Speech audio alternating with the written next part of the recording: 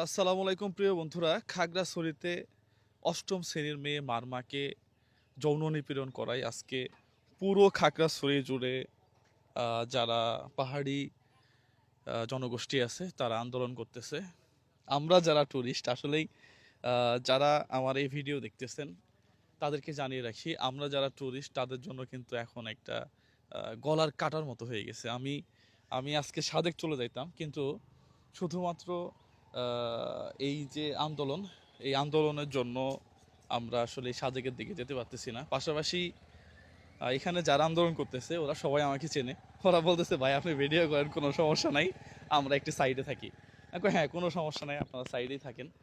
আহ, আমরা এই ভিডিওর মাধ্যমে একটা মেসেজ দিতে চাই যে যৌন নিপীড়নটা এটা শুধু মারমার যে অষ্টম শ্রেণীর মেয়ে উনি নয়, প্রত্যেকটা মানুষের যৌন নিরাপত্তা দেওয়ার দায়িত্ব হচ্ছে সরকারের। আমরা as a Muslim, as a Hindu, as a Marma সবাই আমরা এই নিরাপত্তাটুকু চাই। আমাদের আমাদের মুসলিমরা অনেক সময় এই ধরনের যৌন নিপীড়নের শিকার হয়, অন্যান্য ধর্মগোষ্ঠী যারা সবাই। কিন্তু এটা তো আসলে আমাদের মানে আমাদের বা আমরা মানুষ হিসাবে এটা কখনোই কাম্য করি না।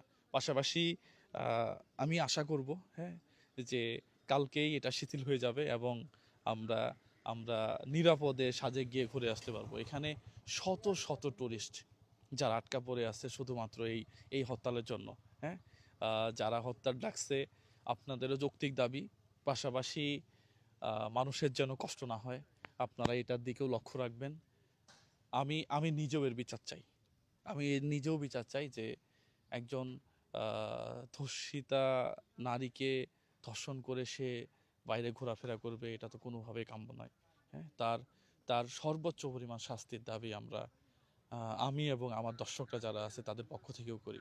প্রিয় বন্ধুরা, সবাই ভালো থাকবেন, সুস্থ থাকবেন।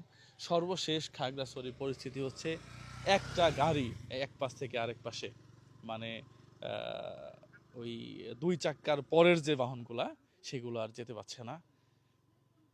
আমরা আশা করি যে কালকেই এর সমাধান হয়ে যাবে। সবাই ভালো থাকবেন, সুস্থ থাকবেন। সালামু আলাইকুম রহমতুল্লাহ, খাগড়াছড়ি থেকে।